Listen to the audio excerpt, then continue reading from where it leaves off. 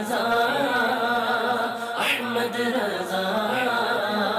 میرے رضا احمد رضا.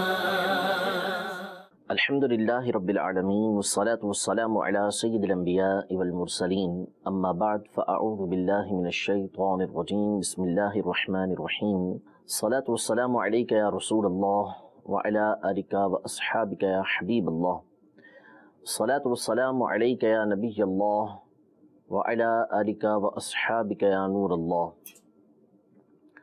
مدنی چینل کے ناظرین، الحمدللہ عز و جل سلسلہ سیرت امام احمد رضا خان رحمۃ اللہ تعالی علیہ میں ایک مرتبہ پھر حاضر ہیں،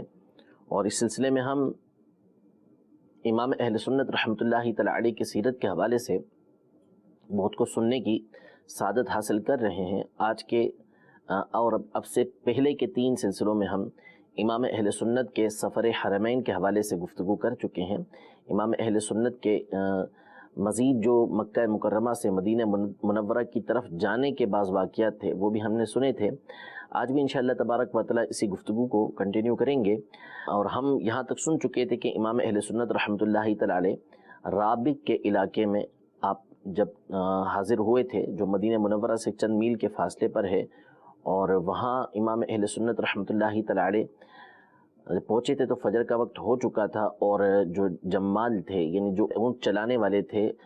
جن پر سوار ہو کر آپ اور آپ کے اہل خانہ وغیرہ آئے تھے اور دیگر افراد آئے تھے، تو انہوں نے انکار کر دیا تھا کہ ہم مدینہ منورہ سے پہلے نہیں رکیں گے، اور مدینہ منورہ پہنچتے تو اتنی دیر میں فجر کی نماز نکل جاتی. تو امام اہل سنت رحمۃ اللہ تعالی وہیں رک گئے تھے کہ یہاں سے نماز فجر پڑھ کے ہی ہم جائیں گے. اور اللہ تبارک و تعالیٰ کی رحمت سے جو رابغ کے سردار تھے، شیخ تھے، ان کی طرف سے ایک جو اونٹ سوار تھا بھیجا گیا، وہ آپ کے انتظار میں موجود تھا کہ کچھ فاصلے پر بیر شیخ کے موقع پر امام اہل سنت موجود تھے. تو رابغ کا سردار بھی وہاں پر اس نے اونٹ کو بھیج دیا تھا کہ جس پر سوار ہو کر امام اہل سنت یہ آگے جا سکیں. تو یہ تقریباً تفصیل ہم نے اپنے پچھلے سلسلے کے اندر سماعت کی تھی. مکہ مکرمہ میں 2 اہم واقعات مزید امام اہل سنت کے پیش آئے کہ جو ہمیں امام اہل سنت کی اللہ تبارک و تعالیٰ کی بارگاہ میں جو قدر ہے، نبی کریم صلی اللہ تعالیٰ علیہ وآلہ وسلم پر کی جو ان پر عنایتیں ہیں، آپ علیہ السلام کس قدر امام اہل سنت سے محبت کرتے ہیں اور ان پر عنایتیں فرماتے ہیں. اس میں سے بعض اور باتیں مکہ مکرمہ کے حوالے سے میں عرض کرتا چلوں کہ مکہ مکرمہ میں امام اہل سنت فرماتے ہیں کہ ہم جس گھر میں موجود تھے وہاں پر ایک دروازے کے اوپر جو مچان بنا ہوتا ہے، حصہ بنا ہوتا ہے، طاق سا بنا ہوتا ہے، اس میں کبوتر ہوتے تھے. اب یہ اس طرف ہوتے تھے جہاں مجھ سے ملنے والے علماء یہ آتے تھے. تو اب یہ کبوتر جس طرف علماء بیٹھے ہوتے تھے، مہمان ملنے کے لیے آتے، ان کے اوپر یہ چمنی کے اندر بیٹھے ہوتے یا جو ہے وہ طاق کے اندر بیٹھے ہوتے، وہاں سے یہ نیچے بیٹھنے والوں کے اوپر تنکے گرا دیا کرتے تھے. تو امام اہل سنت رحمۃ اللہ تعالی دوسری طرف ہوتے تھے. اب ہوا یہ کہ ان علماء نے یا امام اہل سنت نے ہی اپنا جو بستر تھا وہ اس طرف کر لیا اور علماء کے بیٹھنے کی جگہ دوسری طرف بنا دی. تو جب دوسری طرف بنا دی تو امام اہل سنت جس طرف بیٹھے تھے ان کبوتروں نے دوسری طرف آ کے مچان پر اپنا مکان بنا لیا کہ وہاں کے بیٹھ گئے. اب وہاں پہ کوئی ملنے کے لیے آتا تو پھر وہاں سے تنکے گرا کرتے تھے آنے والوں پر. تو علماء بڑے حیران ہوئے اور کہا کہ یہاں کے جو کبوتر ہیں وہ بھی آپ کا احترام کر رہے ہیں. تو امام اہل سنت نے بڑا خوبصورت جملہ یہ ارشاد فرمایا کہ ہم نے ان سے صلح کر لی ہے تو انہوں نے بھی ہم سے صلح کی ہوئی ہے. تو وہ علماء تھے، انہوں نے یہ کہا کہ ہم نے کون سے ان سے جنگ کی ہوئی ہے کہ جو ہمارے اوپر اس طرح تنکے یہ گرا دیتے ہیں. تو امام اہل سنت نے مدنی پھول ارشاد فرمایا کہ میں نے یہاں کے لوگوں کو دیکھا ہے کہ یہ ان کا ذرا احترام نہیں کرتے. یہ جہاں بیٹھے ہوں وہاں سے ان کو اڑا دیتے ہیں، اور بعض اوقات توپ چلائی جاتی ہے تو جس سے یہ تھر تھرا کر کانپ جاتے ہیں. حالانکہ یہ حرم کے پرندے ہیں اور ان کا احترام یہ ضروری ہے. علماء نے تو یہاں تک لکھا ہے کہ جو وحشی جانور ہیں، بلکہ احادیث کے اندر بھی موجود ہے کہ وحشی جو جانور ہیں ان کا بھی احترام کیا جاتا ہے حرم کے. حتیٰ کہ یہاں تک کا مسئلہ ذکر کیا گیا ہے کہ اگر کسی درخت کے نیچے ہرن بیٹھا ہے اور اب آدمی آ کے اس کے نیچے سایہ حاصل کرنا چاہتا ہے تو وہ اس ہرن کو وہاں سے بھگائے گا نہیں، دور نہیں کرے گا کہ میں اس درخت کا سایہ حاصل کروں اس لیے اس کو بھیج دوں. تو اس لیے ان کا ادب و احترام یہ ضروری ہے. تو علماء نے یہ عرض کی کہ یہ جو کبوتر ہیں یہ ہمارے پر تنکے گراتے ہیں، یہ ایذا دیتے ہیں۔ تو امام اہل سنت نے فرمایا کہ یہ خود ایذا دیتے ہیں یا ان کو ایذا دینے پر ایذا دیتے ہیں، یعنی ان کو تکلیف دی جائے تو تکلیف دیتے ہیں یا ویسے ہی تکلیف کی ابتدا کرتے ہیں۔ تو انہوں نے کہا یہ خود سے ابتدا کرتے ہیں۔ تو امام اہل سنت نے شرعی مسئلہ بیان کیا کہ جو پرندہ، جو جانور یہ خود سے ایذا دینے والا ہو، اس کو شریعت کے اصول کے مطابق موذی کہا جاتا ہے۔ جیسے کوا ہے، چیل ہے، کبوتر ہے، سانپ ہے، بچھو ہے، یہ وہ جانور ہیں کہ جو ابتدا کرتے ہیں اذیت دینے سے، تو اس لیے ان کو موذی جانور کہا جاتا ہے، ان کو فاسق جانور کہا جاتا ہے۔ اسی لیے حدیث پاک کے اندر ان جانوروں کو حل و حرم دونوں کے اندر مارنے کا حکم ہے کہ دونوں جگہ پر ان کو مارا جا سکتا ہے۔ اور امام اہل سنت نے فرمایا کہ اس پر اتفاق ہے کہ کبوتر یہ فاسق جانور، فاسق پرندہ نہیں ہے۔ اب ان کے پاس کوئی جواب موجود نہیں تھا اور نتیجہ وہی تھا کہ وہاں کے جو افراد تھے وہ چونکہ ان کا اتنا احترام بھی نہیں کر پاتے تھے اور ساتھ ہی ساتھ ان کو تکلیف دیتے تھے، جس کی بنیاد پر اس طرح کا معاملہ پیش آتا تھا۔ لیکن اگر اس کو دقت نظری کے ساتھ دیکھا جائے تو یہ بھی نبی کریم صلی اللہ تعالیٰ علیہ وآلہ وسلم کی امام اہل سنت کے اوپر عنایتیں تھیں کہ جو اس طرح کے معاملات آپ کے ساتھ پیش آ رہے تھے۔ دوسری بات کہ مکہ مکرمہ میں حضرت شیخ الدلائل علامہ عبدالحق الہ آبادی رحمۃ اللہ تعالیٰ علیہ جو بہت بڑے عالم دین تھے، شیخ الدلائل کہلایا کرتے تھے، اور عرصہ 40 سال سے تقریباً آپ مکہ مکرمہ میں تشریف فرما تھے اور ہر سال حج کیا کرتے تھے۔ اللہ تبارک و تعالیٰ کے بہت بڑے ولی تھے، بہت بڑے عالم تھے۔ تفسیر مدارک جو فقہ حنفی کے بہت بڑے امام نصفی کی تفسیر ہے، اس کے اوپر آپ نے 5 جلدوں پر ایک حاشیہ بھی لکھا ہے۔ تو اپنے زمانے کے بہت بڑے عالم تھے۔ آپ کا مدرسہ تھا اس وقت مکہ مکرمہ کے اندر جس میں بڑے بڑے علماء علم حاصل کیا کرتے تھے۔ یہ شیخ الدلائل رحمۃ اللہ تعالیٰ علیہ امام اہل سنت سے غایت درجہ محبت کیا کرتے تھے اور یہ امام اہل سنت سے ملنے کے لیے آیا کرتے تھے۔ 2 دفعہ امام اہل سنت سے ملنے کے لیے پہنچے تو اس وقت کے جو بڑے بڑے علماء تھے انہوں نے حیران ہو کر امام اہل سنت سے عرض کی کہ یہ اللہ تبارک و تعالیٰ کی آپ پر عنایتیں ہیں۔ بڑی عجیب بات ہے کہ شیخ الدلائل رحمۃ اللہ تعالیٰ علیہ اس طرح کبھی بھی گھر سے باہر کسی کے پاس نہیں آتے، یہ فقط حرم کے اندر آتے ہیں، لیکن آپ سے ملنے کے لیے یہ 2 مرتبہ آپ کے پاس آئے ہیں۔ امام اہل سنت رحمۃ اللہ تعالیٰ علیہ نے فرمایا کہ یہ میرے رب عز و جل کا کرم ہے، میرے آقا صلی اللہ تعالیٰ علیہ وسلم کی مجھ پر عنایتیں ہیں۔ شیخ الدلائل رحمۃ اللہ تعالیٰ علیہ وہ ہیں کہ جتنا عرصہ مکہ مکرمہ میں رہے آپ ہمیشہ حج کرتے رہے۔ آخر سال میں آپ سخت بیمار ہو گئے تھے، حج کے دن تھے اور بالکل قریب آ گئے تھے حج کے دن، تو آپ نے اللہ تبارک و تعالیٰ کی بارگاہ میں دعا کی، اپنے شاگردوں سے کہا کہ مجھے حرم کے اندر لے چلو، یعنی جو مسجد حرام ہے وہاں لے چلو۔ وہاں کعبۃ اللہ المشرفہ کے سامنے پہنچے اور آپ نے وہاں پر زمزم پی کر اللہ تبارک و تعالیٰ سے دعا کی کہ اللہ مجھے حج سے محروم نہ فرما۔ آپ کے حالات میں لکھا ہے کہ اسی وقت اللہ تبارک و تعالیٰ نے آپ کو شفا عطا فرمائی اور آپ نے پیدل جا کے حج ادا کیا اور پھر واپس آئے، پھر دوبارہ آپ کی بیماری لوٹ کر آ گئی۔ یہ ان پر بھی اللہ تبارک و تعالیٰ کی رحمتیں تھیں کہ اس طرح ان کی دعا قبول ہوئی اور یہ حج کرنے میں کامیاب ہوئے۔ تو شیخ الدلائل رحمۃ اللہ تعالیٰ علیہ یہ بھی امام اہل سنت رحمۃ اللہ تعالیٰ علیہ سے غایت درجے کی محبت کیا کرتے تھے۔ پھر اس کے بعد امام اہل سنت رحمۃ اللہ تعالیٰ علیہ کے مکہ مکرمہ سے مدینہ منورہ کے جو واقعات ہیں اس میں اکثر ہم سن چکے تھے۔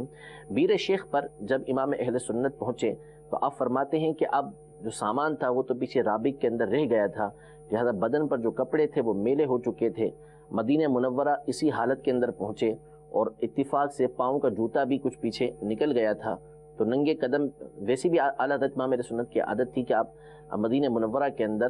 ننگے قدم ہی رہا کرتے تھے یا اکثر اوقات آپ وہاں پر ننگے قدم ہی رہا کرتے تھے۔ تو امام اہل سنت رحمۃ اللہ تعالیٰ علیہ فرماتے ہیں کہ اسی حالت میں جب ہم مدینہ منورہ پہنچے تو سرکار دو عالم صلی اللہ تعالیٰ علیہ وسلم کی بارگاہ میں حاضری دینا تھی۔ اب مدینہ منورہ کے آداب میں سے یہ ہے، نبی کریم صلی اللہ تعالیٰ علیہ وسلم کی مسجد کے آداب میں سے یہ ہے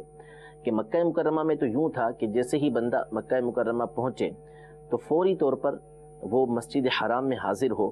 صرف یہ کہ اس کو سامان رکھنے کی ضرورت ہے تو سامان رکھے، ورنہ ادب یہ ہے کہ فوری طور پر مسجد حرام میں حاضر ہو کر طواف کرنا چاہیے۔ ہاں اگر عذر ہے، کوئی بیماری ہے، کوئی تھکاوٹ ہے، اس کو دور کر کے بندہ مسجد حرام آتا ہے تو اس کی اجازت ہے، لیکن بلا ضرورت ایسا نہیں کرنا چاہیے۔ لیکن سرکار دو عالم صلی اللہ تعالیٰ علیہ وآلہ وسلم کی دربار کی حاضری کا جو طریقہ کار علماء نے لکھا ہے اور یہ احادیث سے بھی ثابت ہے کہ نبی کریم صلی اللہ تعالیٰ علیہ وآلہ وسلم نے بھی ان کو پسند کیا تھا، وہ صحابی کہ جو مدینہ منورہ آئے اور انہوں نے اطمینان کے ساتھ غسل کیا، پھر نبی کریم صلی اللہ تعالیٰ علیہ وآلہ وسلم کی بارگاہ میں حاضر ہوئے۔ تو وہاں پر حاضری کے آداب مختلف ہیں۔ وہاں جب حاضر ہونا ہو تو بندہ اپنے بہترین کپڑے پہنے، ممکن ہو تو نئے کپڑے پہنے، نیا امامہ پہنے، خوشبو لگائے، پھر اس کے بعد مسجد نبوی کی حاضری کے لیے سر جھکائے، آنکھیں جھکائے، یہ بارگاہ رسالت میں حاضر ہو۔ امام اہل سنت فرماتے ہیں کہ میں نے جب وہاں پہنچا تو کپڑے وغیرہ تو سارے پیچھے رہ گئے تھے، اب یہ تن پر میلے ہی کپڑے تھے، تو امام اہل سنت رحمۃ اللہ تعالی فرماتے ہیں کہ وہاں میں نے عربی وضع کا لباس لیا، یعنی ایسا لباس لیا کہ جو عربی طرز کا تھا، اور جوتے بھی وہیں پر خریدے میں نے، اور یہ یعنی لباس پہن کر میں مواجہ اقدس پر یعنی نبی کریم صلی اللہ تعالیٰ علیہ وسلم کے روزے پر حاضر ہوا۔ فرماتے ہیں یہ بھی سرکار صلی اللہ تعالیٰ علیہ وسلم ہی کی طرف سے تھا کہ اس لباس میں آپ کی بارگاہ میں حاضر ہونا تھا۔ امام اہل سنت رحمۃ اللہ تعالیٰ علیہ کافی ٹائم مدینہ منورہ میں بھی رہے، آپ تقریباً مہینے کے قریب وہاں پر رہے، اور اس دوران بھی بہت سارے واقعات آپ کے پیش آئے۔ اور اسی اثناء میں کہ جب آپ ابھی مدینہ منورہ میں تھے تو پیچھے رابط پر جو آپ کا سامان رہ گیا تھا، بھول آئے تھے، وہاں پر سارے کپڑے وغیرہ اس میں تھے، تو وہ عربی سردار شیخ حسین جو رابط کے علاقے کے سردار تھے، وہ امام اہل سنت سے حد درجہ متاثر ہو چکے تھے، تو ان کا ایک بندہ امام اہل سنت کا سامان لے کر مدینہ منورہ حاضر ہوا، امام اہل سنت کو سامان دیا۔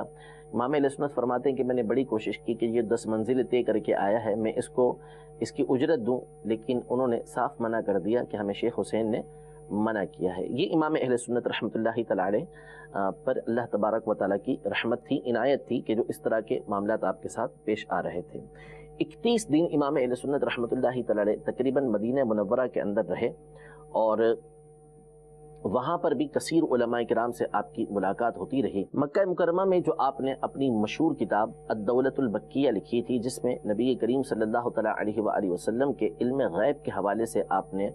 دلائل دیے تھے، اور بڑے بڑے علماء نے وہاں پر تقریزیں لکھی تھیں، خود گورنر مکہ نے اس کتاب کو بڑا پسند کیا تھا۔ امام اہل سنت کی کتاب یہاں پر بھی لے کر آئے تھے، اس کی نقل یہاں پر لے کر آپ آئے تھے، یہاں پہ بھی علماء کو جب وہ کتاب دکھائی گئی انہوں نے بڑا پسند کیا اور اس پر تقریزیں لکھی، اپنے تاثرات لکھے۔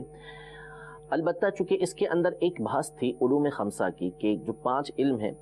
وہ نبی کریم صلی اللہ تعالیٰ علیہ وسلم کو حاصل ہیں یا نہیں، یعنی جو سورہ لقمان کے اندر 5 علوم بیان کیے گئے ہیں وہ نبی کریم صلی اللہ علیہ وسلم کو دیے گئے یا نہیں،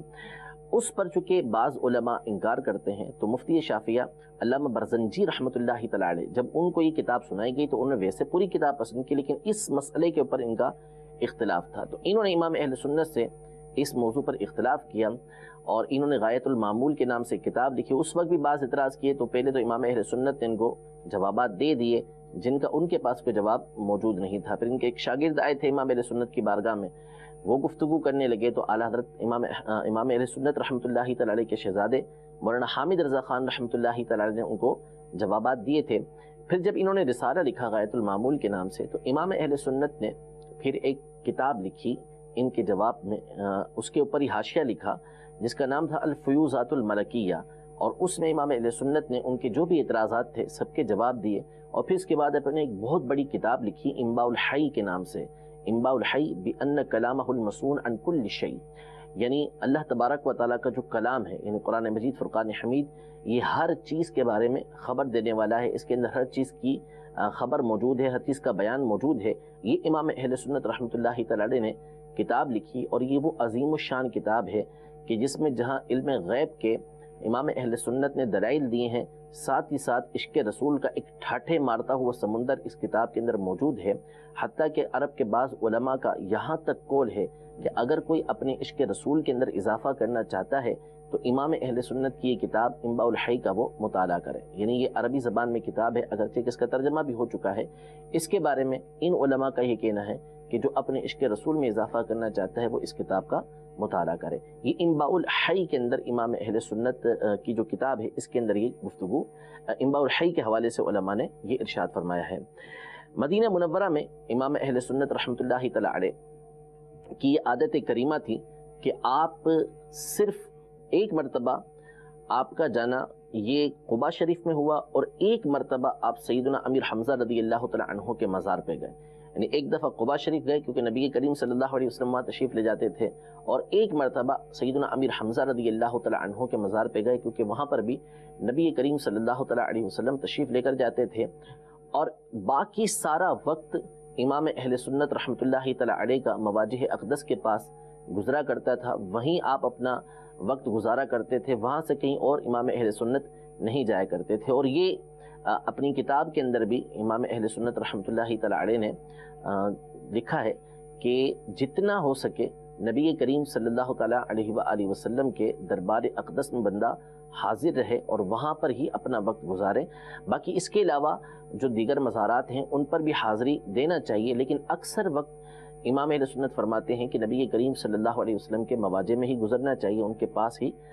گزارنا چاہیے. اور یہیں امام اہل سنت رحمۃ اللہ تعالیٰ علیہ نے نبی کریم صلی اللہ تعالیٰ علیہ وآلہ وسلم کی شان میں ایک زبردست نعت بھی لکھی، اور اپنا استغاثہ، اپنی فریاد بھی نبی کریم صلی اللہ علیہ وسلم کی بارگاہ میں پیش کی، اپنی تمنا بھی نبی کریم صلی اللہ علیہ وسلم سے عرض کی. جو مشہور و معروف واقعہ ہے کہ آپ نبی کریم صلی اللہ علیہ وسلم کی بارگاہ میں اس بات کے ملتجی ہوئے کہ آپ کو نبی کریم صلی اللہ تعالیٰ علیہ وسلم جاگتی آنکھوں سے دیدار کروائیں. امام اہل سنت رحمۃ اللہ تعالیٰ علیہ کی ذات گرامی وہ ہے کہ جن کی زندگی نبی کریم صلی اللہ تعالیٰ علیہ وآلہ وسلم کی محبت کے اندر تھی، حضور علیہ الصلوۃ والسلام کے دفاع میں ساری زندگی امام اہل سنت گزارتے رہے. حضور علیہ الصلوۃ والسلام کے قصیدے، حضور علیہ الصلوۃ والسلام کی سیرت، حضور علیہ الصلوۃ والسلام کی باتیں ہی امام اہل سنت ہمیشہ بیان کرتے تھے. آپ کا معیار نبی کریم صلی اللہ تعالیٰ علیہ وسلم کی ذات گرامی تھی، اور ہم اس بات کا غالب ظن رکھتے ہیں کہ اللہ تبارک و تعالیٰ نے کئی مرتبہ امام اہل سنت کو نبی کریم صلی اللہ تعالیٰ علیہ وآلہ وسلم کا دیدار نصیب فرمایا ہوگا. اب کی بار امام اہل سنت رحمۃ اللہ تعالیٰ علیہ نبی کریم صلی اللہ علیہ وسلم کی بارگاہ میں ملتجی ہوتے ہیں کہ سر کی آنکھوں سے آپ کا دیدار کرنا ہے. لہذا آپ مواجہ اقدس پر، یعنی جو سنہری جالیاں ہیں اس کے عین سامنے ساری رات کھڑے ہو کر نبی کریم صلی اللہ علیہ وسلم کی بارگاہ میں التجا کرتے ہیں. اب وہ زمانہ تھا کہ جب وہاں آرام سے بندہ کھڑا بھی ہو سکتا تھا، التجائیں پیش بھی کر سکتا تھا. تو امام اہل سنت رحمۃ اللہ تعالیٰ علیہ ساری رات نبی کریم صلی اللہ تعالیٰ علیہ وآلہ وسلم کی بارگاہ میں یہ التجا کرتے رہے. لیکن اس رات بیداری کے عالم میں آپ کے نصیب میں یہ زیارت نہیں لکھی ہوئی تھی. جب دوسرا دن آیا تو امام اہل سنت رحمۃ اللہ تعالیٰ علیہ نے ایک نعت لکھی جس میں نبی کریم صلی اللہ تعالیٰ علیہ وآلہ وسلم کے اوصاف ذکر کیے، اور پھر آخر میں امام اہل سنت نے عاجزی کی انتہا کر دی اور نبی کریم صلی اللہ تعالیٰ علیہ وآلہ وسلم کی بارگاہ میں بڑی التجا کی. اللہ تبارک و تعالیٰ نے آپ پر کرم فرمایا، نبی کریم صلی اللہ علیہ وسلم کی آپ پر عنایت ہوئی، اور آپ نے جاگتی آنکھوں سے نبی کریم صلی اللہ علیہ وسلم کا دیدار کیا. اور وہ مشہور و معروف نعت امام اہل سنت کی یہ تھی کہ وہ سوئے لالہزار پھرتے ہیں، تیرے دن اے بہار پھرتے ہیں. یعنی نبی کریم صلی اللہ تعالیٰ علیہ وآلہ وسلم لالہزار یعنی گلستان کی طرف، باغ کی طرف آ رہے ہیں، اور جب نبی کریم صلی اللہ تعالیٰ علیہ وسلم باغ کی طرف توجہ فرماتے ہیں، اس طرف آ جائیں تو پھر بہار، یعنی جس کی وجہ سے گلستان کے اندر بہار ہوا کرتی ہے، باغ کے اندر ایک خوشی ہوا کرتی ہے، اس کی رونقیں ہوتی ہیں، وہ بہار بھی بہار بن جاتی ہے، یعنی اس کی بھی ایک عید ہو جاتی ہے، اس کو خود بہار مل جاتی ہے جب نبی کریم صلی اللہ تعالیٰ علیہ وسلم کسی باغ کے اندر تشریف لے آئیں. یہ پوری نعت آپ نے لکھی، نبی کریم صلی اللہ تعالیٰ علیہ وسلم کے بہت سارے فضائل اس میں بیان کیے، اور آخر میں آپ نے نبی کریم صلی اللہ تعالیٰ علیہ وآلہ وسلم کی بارگاہ میں یوں عرض کیا، یعنی اس اشارتاً یوں عرض کیا کہ کوئی کیوں پوچھے تیری بات اے رضا، کوئی کیوں پوچھے تیری بات اے رضا، تجھ سے کتنے ہزار پھرتے ہیں. یعنی تیرے جیسے تو بہت سے یہاں پر پھرتے ہیں، تو تیری بات کوئی کیوں پوچھے گا. یہ ایک دل کی تمنا تھی نبی کریم صلی اللہ تعالیٰ علیہ وسلم کو دیکھنے کی، کہ اس انداز میں گفتگو کی کہ کسی طرح نبی کریم صلی اللہ تعالیٰ علیہ وآلہ وسلم جاگتی آنکھوں سے اپنا دیدار کروا دیں. اللہ تبارک و تعالیٰ کو، نبی کریم صلی اللہ تعالیٰ علیہ وسلم کو آپ کی یہ ادا بڑی پسند آئی، اور پھر نبی رحمت صلی اللہ تعالیٰ علیہ وسلم نے جاگتی آنکھوں سے آپ کو اپنا دیدار نصیب کیا. رب العزت جل وعلا ہم سب کو بھی امام اہل سنت رحمۃ اللہ تعالیٰ علیہ کی برکتیں عطا فرمائے، آپ کے مسلک پر ہمیں قائم رہنے کی توفیق عطا فرمائے، ہماری نسلوں کو بھی امام اہل سنت کا جو بیان کردہ قرآن و سنت کی روشنی میں طریقہ کار ہے اس پر قائم و دائم رہنے کی توفیق عطا فرمائے۔ انشاءاللہ تبارک و تعالی اب اگلے سلسلوں میں مزید امام اہل سنت کے دوسرے حالات سننے کی سعادت حاصل کریں گے، آپ کی مختلف کتابوں کا تعارف بھی سنیں گے، اور انشاءاللہ آپ کے مجدد ہونے کے حوالے سے کچھ گفتگو اور مختلف صدیوں کے جو مجدد ہیں ان کے بارے میں بھی کچھ سننے کی ہم سعادت حاصل کریں گے۔ رب العزت جل وعلا ہم سب کو علم دین کا شوق عطا فرمائے، آمین بجاہ النبی الامین صلی اللہ تعالی علیہ وآلہ وسلم۔ رضا احمد رضا